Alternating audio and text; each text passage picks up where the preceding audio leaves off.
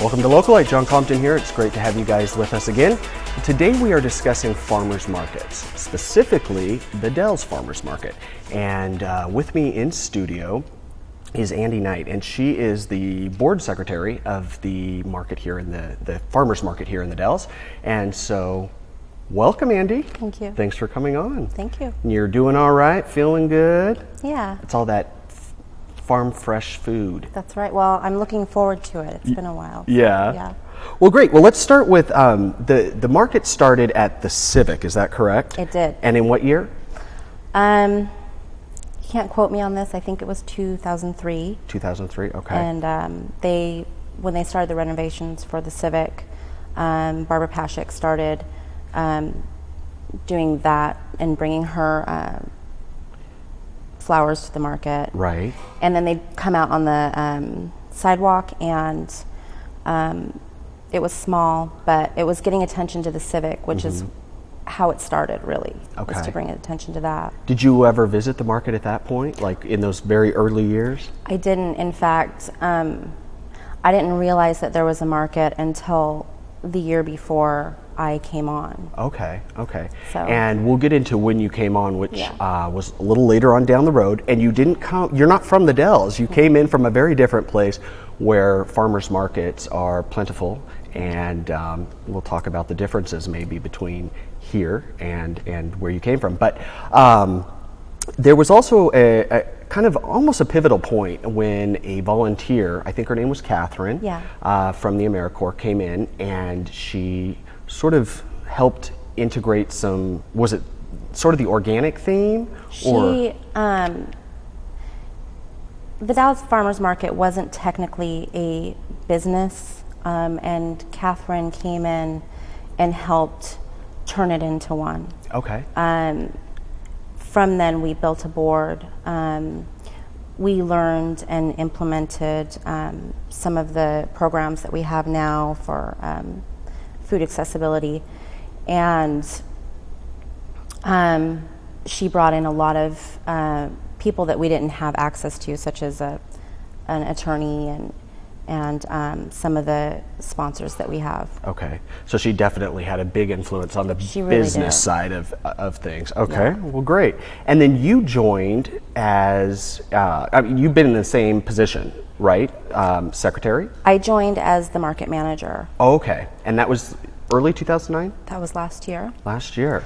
I started in February and learned a lot really fast. Yeah.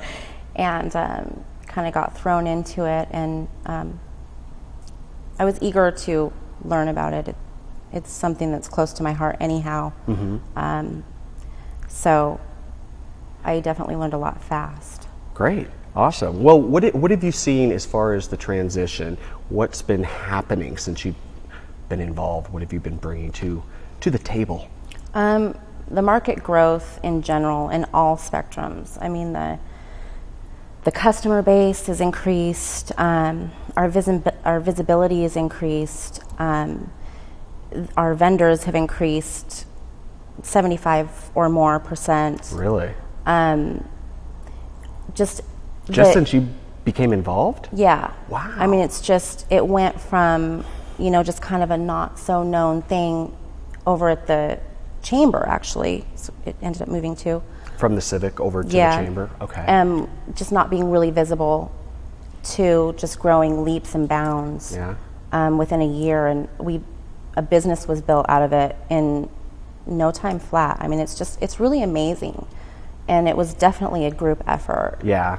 Well, you said there was a huge, expansion in the amount of visitors, somewhere between 75 upwards %. Yeah.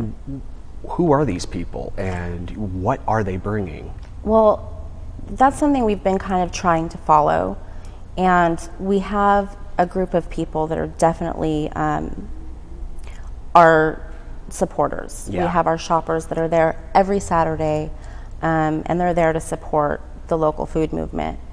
And we've also brought in people through being able to accept the Oregon SNAP card, which is the food stamp card, and WIC and senior vouchers. So let's talk about that for a second. How are you guys able to accept that? I mean, do you actually have like Visa machines and the whole works? Yeah, it's kind of like a cell phone type thing. I can carry it around the market. So it's portable. Yeah, and it's also an ATM. Oh. But we had to apply for it through the USDA. Okay. And we had to get funding because those things are expensive. Sure. And it's just a matter of, you apply for it just like a grocery store would. Okay, okay. Was Catherine influential in bringing that in as well? Yeah. And in fact, that's what her AmeriCorps position really was to come here and to make healthy food accessible to people and grow healthy food. And she started a community garden, and she did other things as well. Okay. Well, I want to just real briefly before we go to break, I want to talk to you about I don't know what you would call them. I would assume they're similar in the farmers market, but like just the rules and regulations of the government. I mean, they've got to have their hand in it too. Yeah, yeah, and in a farmers market world, it's not real deep in the pot. Okay. It's getting deeper. Yeah. Because farmers market they're growing throughout the United Sure, States. they're getting attention, and of course that gets the government's attention. Right, exactly.